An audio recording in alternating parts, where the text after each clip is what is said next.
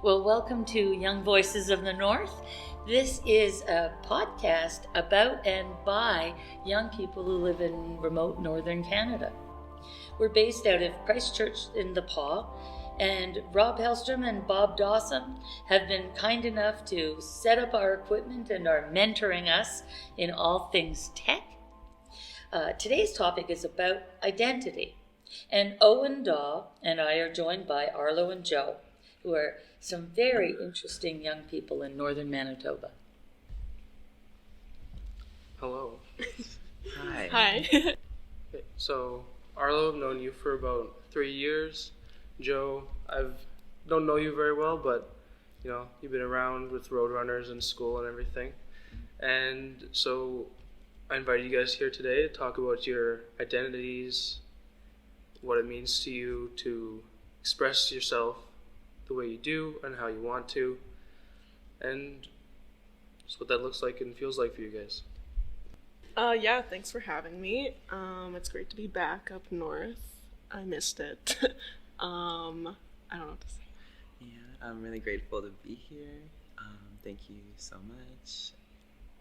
I'm excited to talk about this topic. It's very important to us and who we are. Especially in a northern community. Yeah. You guys identify as two-spirited. Yeah, Yeah. that's right. So what that means is Two-Spirit is actually an umbrella term for either your gender identity or your sexual orientation. It's all up to that person. So for me, it's both. I love everyone. That's just how I say it. I don't conform to too many labels. And then my gender identity. So having two spirits is like having a feminine spirit and a masculine spirit. Not necessarily a man and a woman, just more feminine energy and a more masculine energy. What about you, Jo? Yeah, I agree with everything Arlo said. Two spirits different for everybody, and yeah, to me, it's kind of just seeing that like everyone is the same deep down, and like we can all experience like relatively the same things, and we're all just energy, that's how I always see that. We could be anyone, like anywhere, so like I believe I would still be with my partner if we were octopus people, because I'm attracted to Octopus people. That's just an example, because like when you're meant to be with someone and you love them, you'll love them no matter who they are or what gender they are. So I don't think that like if Bronson, that's my partner who I live with, was a girl, I would just suddenly like not want to be with him. Because it's Bronson that you love, Yeah. not Bronson the male. Yeah, exactly. Now, I have a question. I always heard, but this could be, again, Southern Ontario speak, right? That to be 2S means you have to be indigenous. Yeah. Is that right? That Yeah. is correct. Okay, good. Yeah, it's an indigenous exclusive term, but what it means to you is up to that person. Kind of like how you express that. Yeah, yeah. Okay. So How old were you, maybe? How old were you when you started to think about being 2S? Not until fairly recently, actually. Not until I moved to Brandon, actually. Just because it's such a different culture there for not only Indigenous people but also queer people. So there's a huge queer community, and like coming into that and like discovering myself is a journey, I guess. So I'm still learning about it, but I've known that I've been more than just cisgendered and straight for like a decade. Yeah. Over a decade, my whole life, I want to say. Yeah. And how about you? I've kind of like known for a while, but my perspective on it always changes. And having someone like Arlo in my life, we're always like discovering things together and like changing my meaning on it. Yeah. Like, for example, I guess, like, I used to think Two-Spirit was more like, you know, black and white, kind of like you're like masculine and feminine, you know? And like, but I kind of even find Two-Spirit a little restricting, because it's still feeding into the fact that like men act a certain way, women act a certain way, and that's why you're masculine and feminine. Like, I'm just Joe, you know? Right. And because like, who's to say what is masculine and what is feminine? And so like, that's why I use like all pronouns. Okay. Too. Yeah, the term Two-Spirit for me, it doesn't mean that I want to get rid of gender. Like, I don't want to get rid of men and women. You know, I want the freedom for everyone to be who they want to be. So if you're a man, if you're a woman, if you're anywhere in between, yeah. So you describe yourselves as two-spirited. Does that also mean that you are non-binary? And are they related terms, or are they exclusive terms? Well, I think like you could say those words to describe us, because we are very like fluid people. But like, I think we still choose Two-Spirit because it's like the indigenous thing, and like bringing that back, because in our culture there was lots of gender identities, like not just the two. It's like not in indigenous culture to like just have a man and a woman and stuff like that. But like, having that separation is what benefits the patriarchy, and creates this unbalance of power. And they want us at war with each other, because it's easier to control people who are at war than people who are like loving each other and accepting each other. But there was at least 5 like known gender identities here before. And would you say that it's easier in an indigenous setting, or because it has long accepted people being two-spirited? Or is it because you're remote in the north, it's difficult because everybody knows everybody, and it's maybe easier at university down in the south? Moving has helped me kind of experiment with my own expression, because no one knows me there.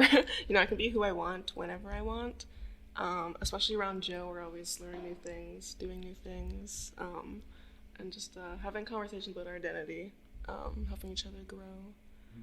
I don't know. So is there other terms you may have used to describe your identity before you found out about Two-Spirit? Yeah, I used to use non-binary. I have they, them pronouns, by the way. I'll mention that now. But then I decided that was too restricting for me personally, so I moved to gender fluid. I'll describe the difference for those who don't know.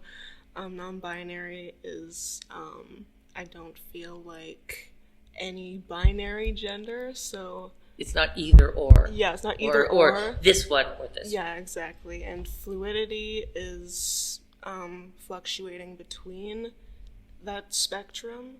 Even that was like not completely describing how I felt, but Two-Spirit, I felt encompassed everything that I am, if that makes sense. And have you, I know, because I know you, that you've been exploring your indigenous side in the last year or two, right? Yeah. And how's that going? It's going really well. Especially there are so many resources in Brandon. There's the Indigenous Peoples Center at Brandon University, and I spend almost every day in there. There's elders you can talk to. There's a smudging room. There's knowledge keepers, people who help you with your language. So that's been And really you're taking helpful. Cree, aren't you? I am, yeah. I'm in my 2nd year of Cree, so Say something in intermediate. Cree for us. Nistagasan Arlo. My name's Arlo. Istigasao Jo. Igwa Owen. Igwa Jan. Just introducing you all in Cree. That's all I know fluently, but I'm getting there. I actually just started a Cree group in Brandon. Cool. For anyone in Brandon who wants to join, come learn Cree. We just gather different places around the city and speak only in our language. which I think, because there's no one at home for us to speak it to us, Right. our professor is that for us. So, Joe, are you taking that as well? Oh no. Or no? I think they're talking like in a general thing because they have Yeah. other friends that are Yeah. in Cree too. Yeah. Does your family speak Cree? My grandparents do, and then my parents don't. Like my dad can understand it, but it was a lot. It's getting lost. Yeah, I don't really know it. But what's like the main question we're at right now? What you identified yourself as before Two Spirit? Oh yeah, okay. Well, I used to always just think I was a gay man because that's what I was always called my whole life from anyone. I was being feminine. They're like, "You're gay," and then just yeah, being bullied your whole life, being called gay, and you're just like, "I'm gay." And then I think a big reason we start with like non-binary and fluid is because we get so angry at not being able to express ourselves that and then we like get so angry at the constructs that created that, so we're just like not gonna identify with any of them, when in reality it's like better to like fluctuate between the two and like enjoy like all forms of expression. That's what I have to say. When living up here in the north, did you have any kind of prejudice against you? Yeah, from the moment I could walk, like my first memory is getting bullied, and that's just like what it's like being queer in a small town. And then going back to the question about how is it easier in an indigenous area, like maybe 80 years ago, but like not anymore, because like sad to say, like we are so like in pain that you meet a lot of like even sometimes like racist, like homophobic, like indigenous people, and the res isn't always like the kindest place on like people that are different, especially. But I just remember like I was 3 years old and I'm like walking in the park with my Hannah Montana umbrella, like it was pink and it was really cute. And then just two older kids like looked at me and then they were like faggot and like calling me down. And then right then and there you you're different, and then you're like out of place. It's just like, hey, something's wrong with me. And then kind of got off topic. Good. How about when you went to school, like elementary school? Did you get bullied? Yeah. yeah. Definitely. Definitely. Like, all I remember from elementary school is being bullied. I can't tell you one good memory. Oh. And so that really sticks with you, that alienation, that, just walking in the hall, I am seen as other. Oh, yeah. Yeah. Not even being safe to like go to the bathroom. No, So definitely like not. luckily our school had an all gender bathroom that locks and you get privacy in there. That was like our sanctuary. Yeah. I only felt safe in two places in that school, which was like Miss Hallstrom's classroom and like that bathroom that locks. Because if I went to like the urinal, people would harass me, or I couldn't even like use a stall without people like calling me names. Like, and just like the ignorance. Like one time I was just like in a stall and there was nowhere to sit because it was so busy in the cafeteria. So I was just on my phone, but I had my pants up because I wasn't using the bathroom. I was just on my phone, and then everyone came to the bathroom and they're like calling me a tranny, and they're like, I don't want to swear, but like he's a tranny and like he's peeing with his pants up, And I was just like trying to chill on my phone, and then so I never used that bathroom like unless I knew no one was in there, and then so it's just like not feeling safe at school and like always having to hide yourself. But then I don't know, you're kind of hiding yourself, but then you're also struggling so hard to express yourself that you're looking all like very noticeably gay. Yeah. Like trying so hard, but then like also like hiding your whole like personality and like hiding from your family. Like a big part of being queer is like almost like living that double life, Definitely. I think a lot of the time when you get like gaslighted into thinking your problems aren't like big as they are, and so like I'm kind of just trained to always like try to make it seem like it's not as bad.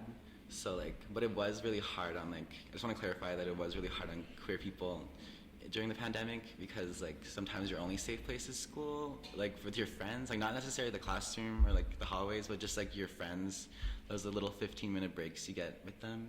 And I just wanted people to know I knew that in case I looked dumb back there. I see you. Joe, you could never look dumb.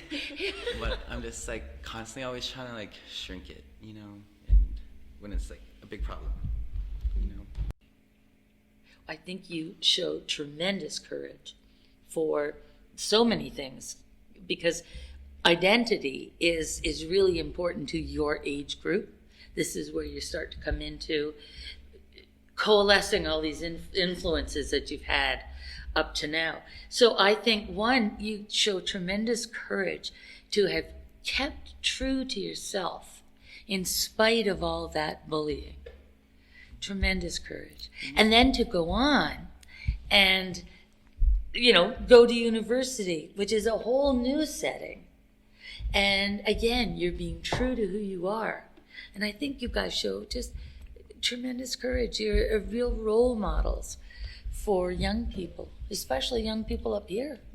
Thank you. Thank you. Well, when we were going to school here, there was no one like that for us. So our goal is to be that for those kids growing up here, scared and gay, not knowing what to do with themselves. Yeah, even though we're Two-Spirit, we always say stuff like gay or queer. Those are also kind of umbrella terms. Yeah. So for anyone who's LGBT, we usually call each other gay or queer, just so there's no confusion. Yeah.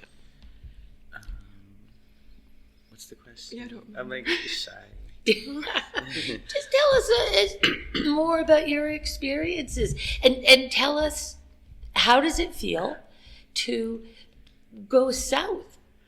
Well, aside from being gay or queer or whatever you want to call yourselves, what's that like? Is that different to be a northerner that goes to university in the south? Oh yeah, because at the PA there was like not even much like indigenous culture going on. So now they have like a bunch of like indigenous days and they do a bunch of cool stuff. But we actually brought that there, We had like a clubs and like we helped bring that there. And I'm getting off topic. Yeah. Our last year of high school, we fundraised to buy a teepee for MBCI. Oh yeah, I've seen it. Now they put it up every year. Oh yeah, so just like coming from somewhere where we had to bring the culture, and then going to Brandon where like it's already there. So they have like statues of the 7 teachings. And they have so much like indigenous culture there. It almost like makes you want to like get emotional because you're just like, wow, they have all this, but we didn't need to bring this here. And then that's why I always feel like when I am done schooling, I need to go up north because they don't need me down there. They need me up here because there's no one like us, Definitely. Exactly. They do need you up here.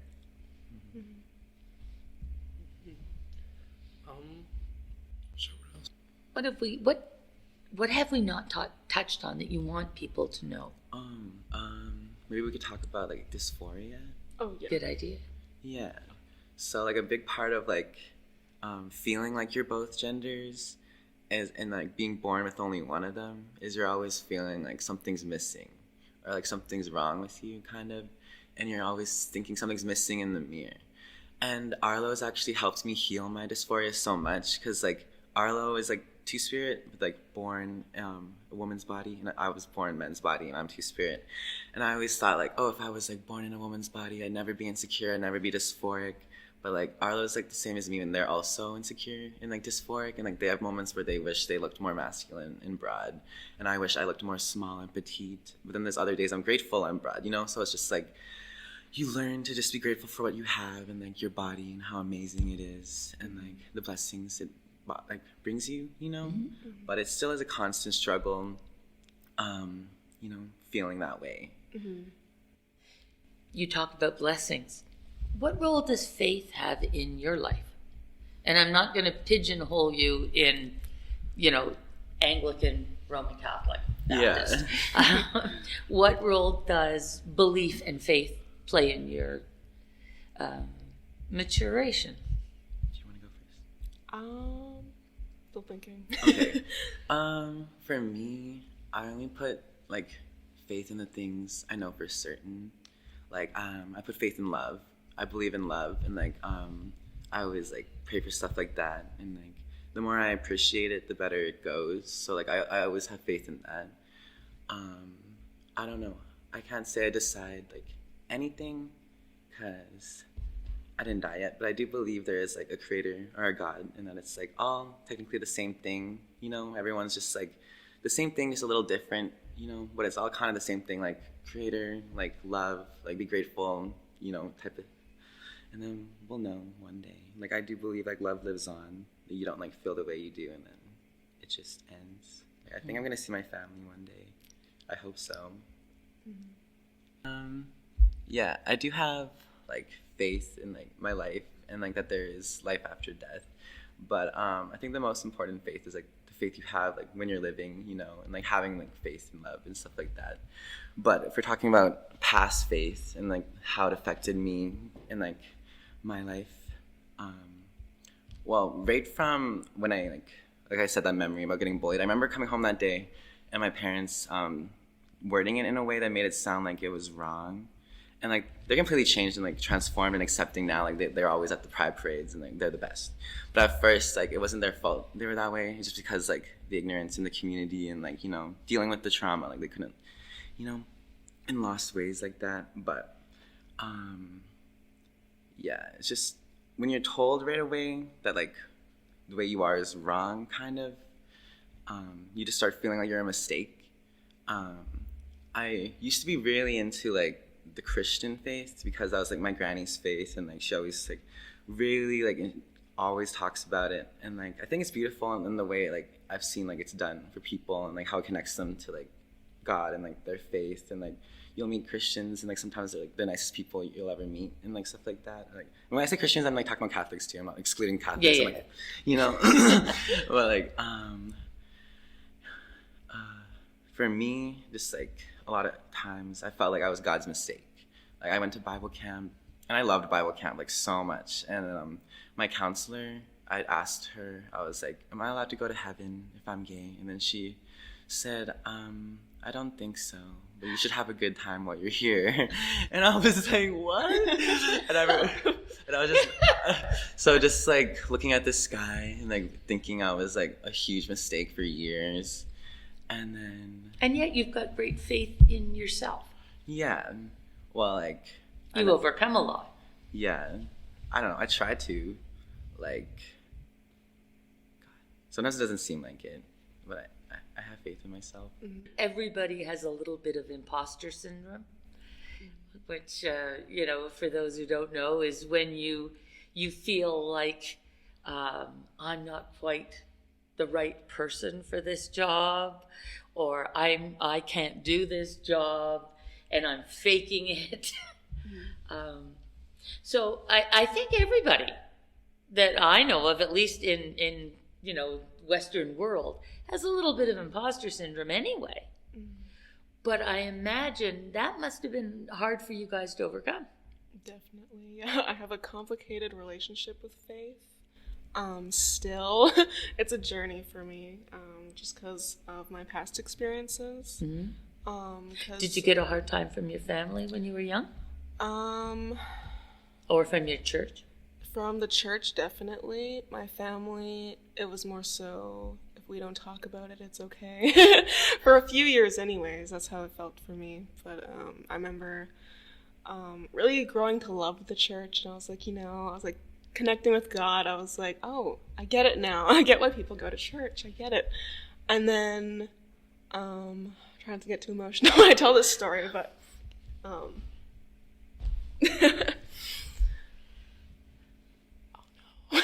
no.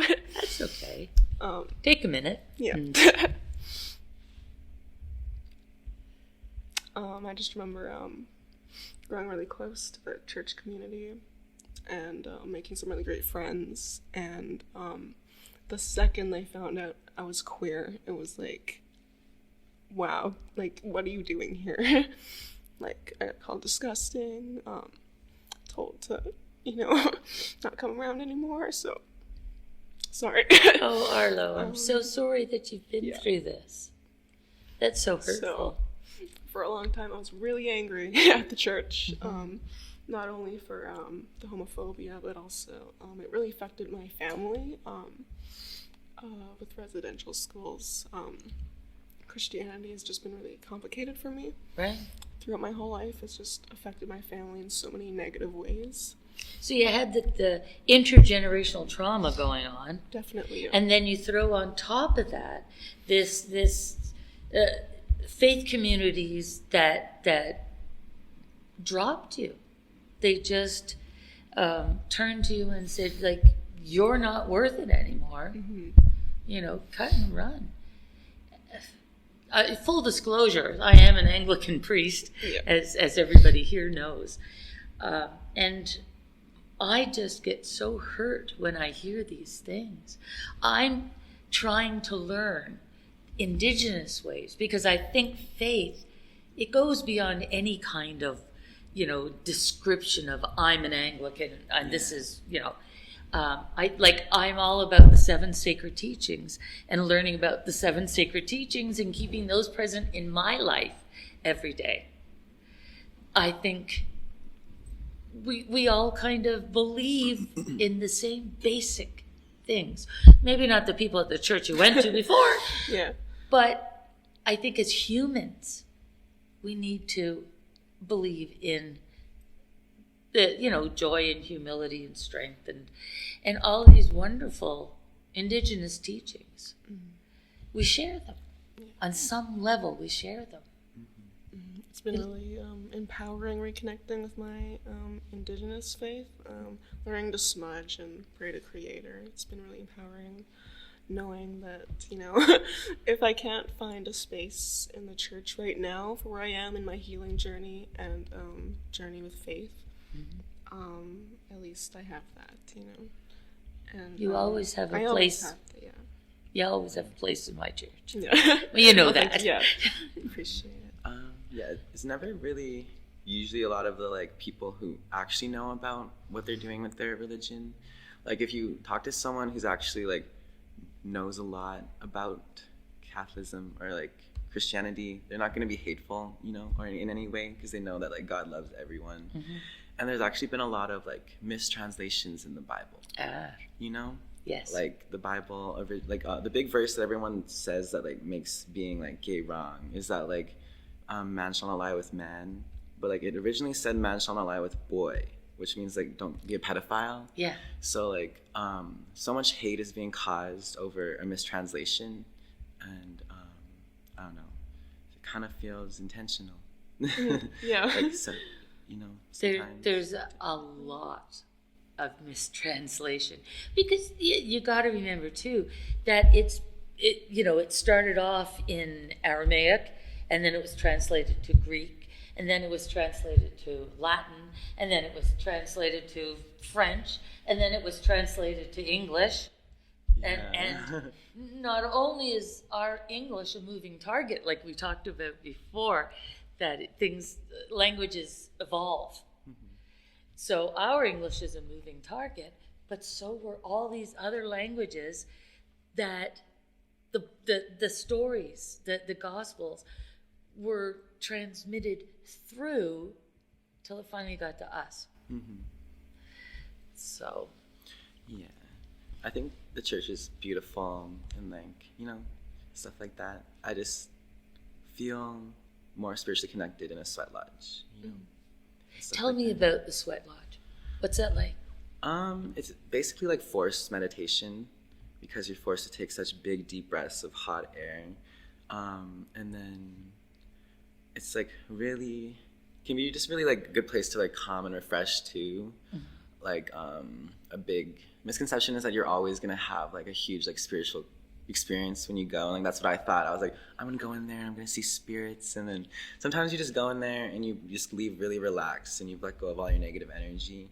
But you go in there usually, and the average is 4 rounds, which is the drumming, and we're all sitting together singing and praying, and then you're just supposed to breathe too, or do whatever you can. Just the hot air is forced into meditation, so even if you're singing, you're meditating.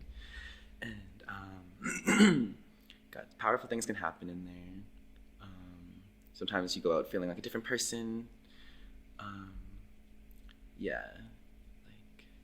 How is that experience to you, Arlo? Because your physical body is still female. So things I know that women shouldn't go in during their menses, right?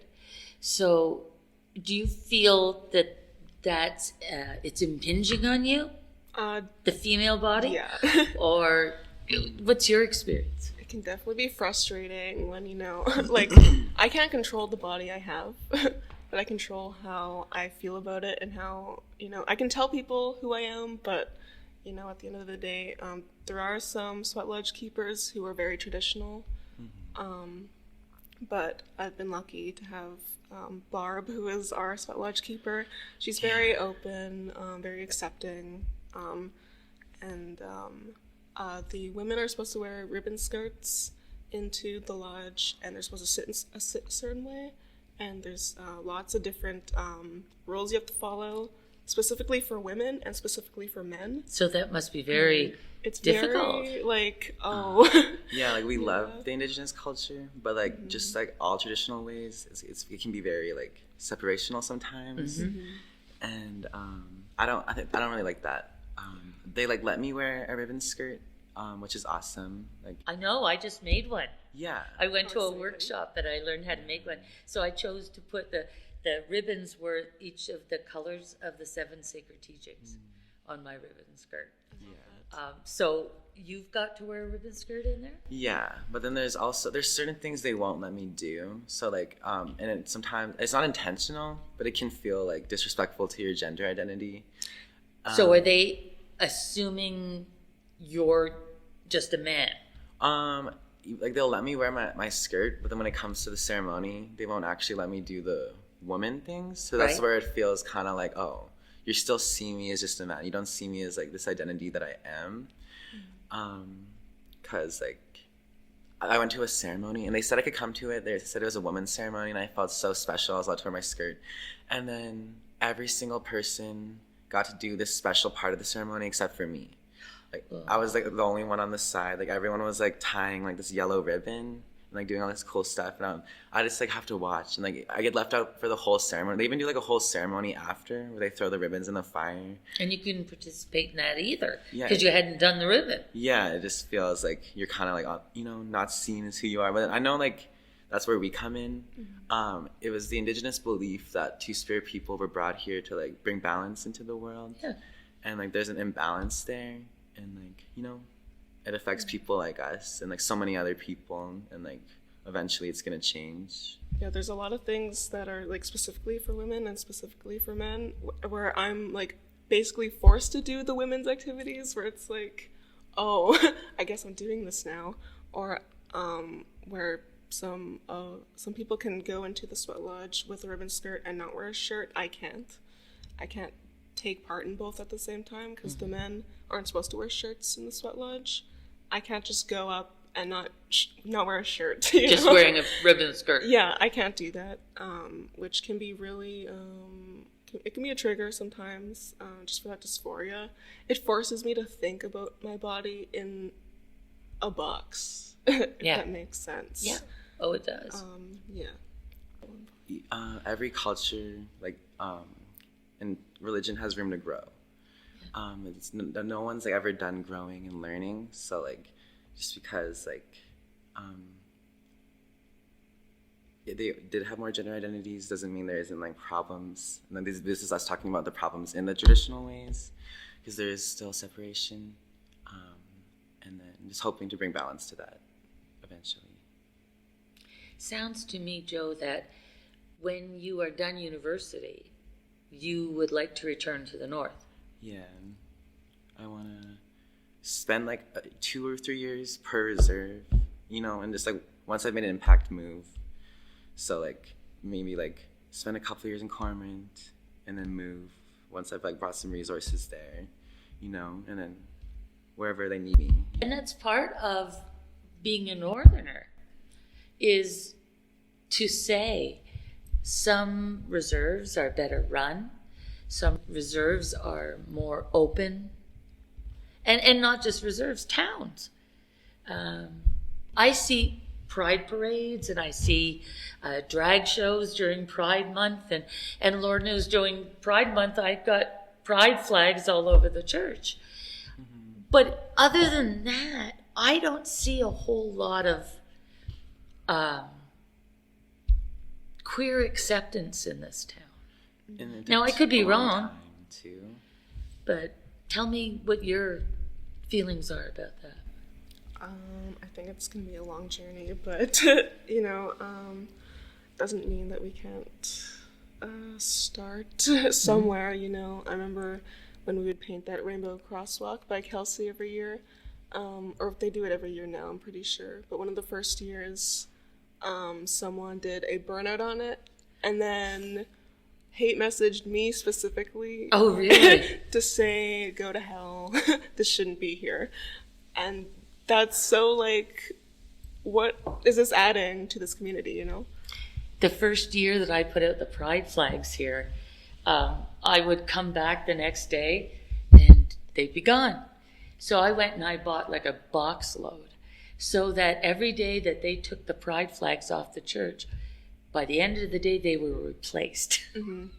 And the second year, we only had one stolen. Mm-hmm. And they stayed there the whole rest of the time.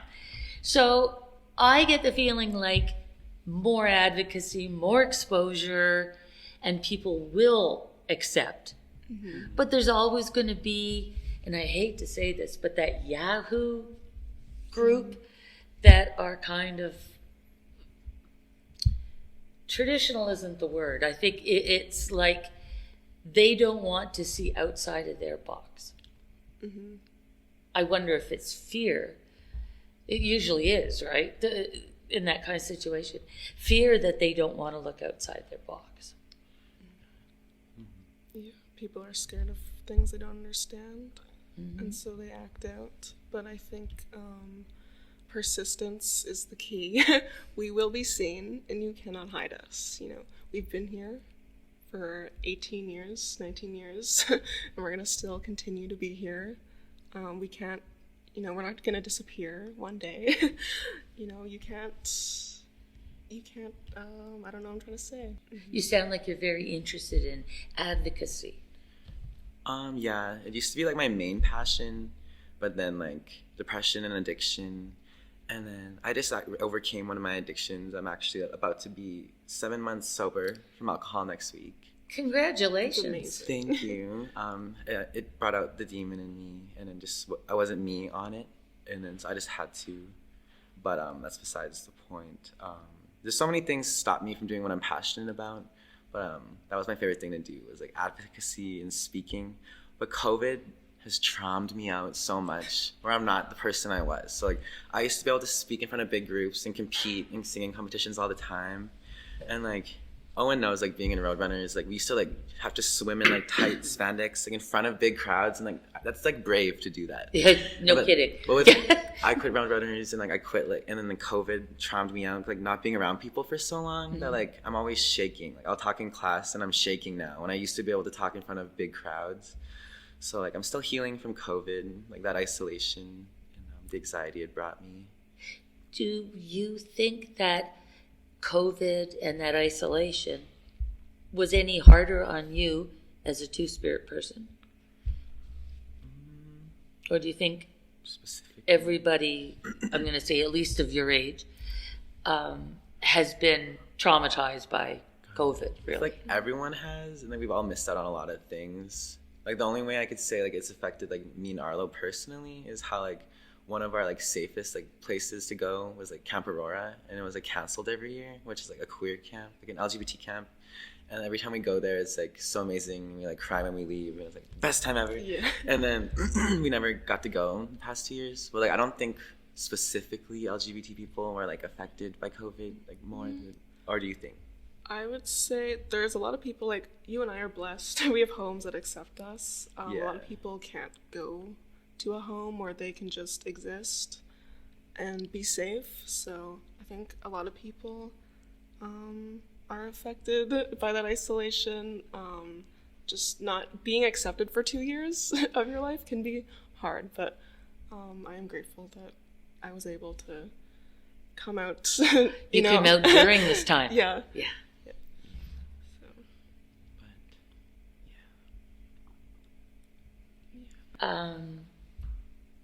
Again, for you, Arlo, what's your plan when you finish university? No clue. Don't got a plan. I still don't know what I'm even going to school for. Just taking courses. But I was actually just thinking about this morning.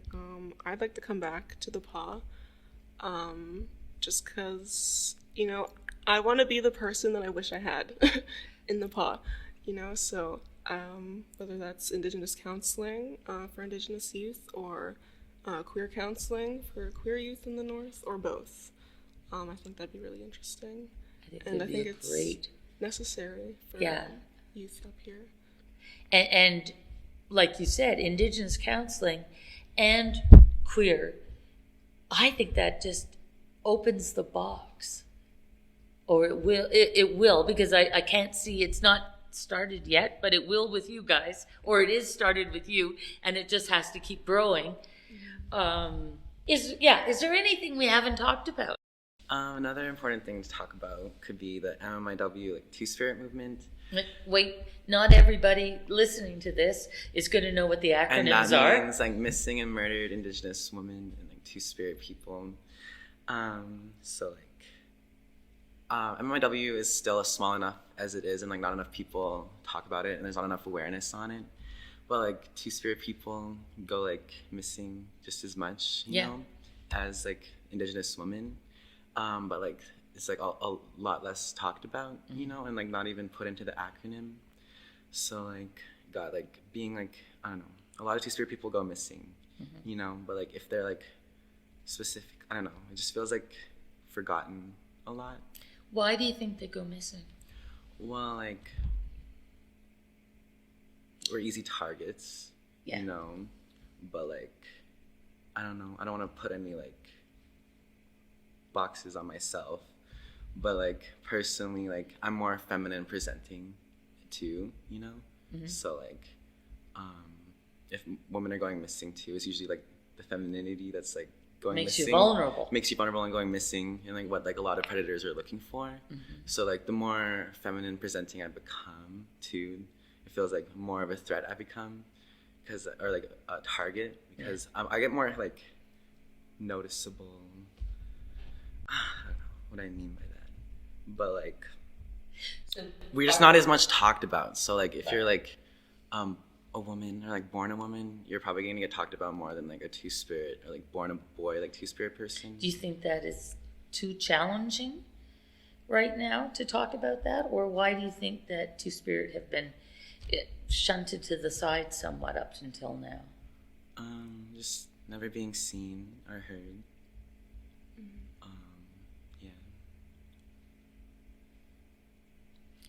And tell me, Arlo, what are your thoughts about the missing and murdered Indigenous women and girls and Two-Spirit people? It definitely needs to be talked about more, because I've never heard like them add Two-Spirit into the acronym in any movements or events. It's kind of, this is very new, adding to spirit people to it, right? It's kind of this year, it's people are doing that.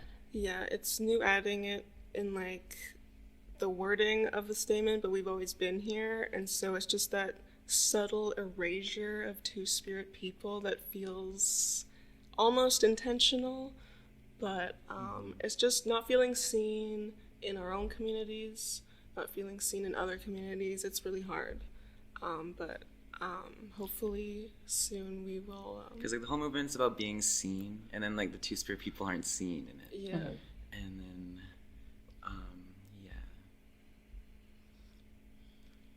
So is there anything that you two would like to say to other Two-Spirit folks out there? There are no limits to like who you are and like how you want to express yourself, and like you can be whoever you want and like wear whatever you want, like grow your hair out or wear makeup no matter what gender you are, and just know that there's people like you who like see you and will accept you with open arms. You just gotta find them, and if like you feel alone right now, and if you feel like you have no one, like I love you, and I appreciate you, and I'm proud of you for still being here. It's really hard to get by in a world that like hates you for just existing. And, I see you. If you feel like no one else sees you, I know you're there.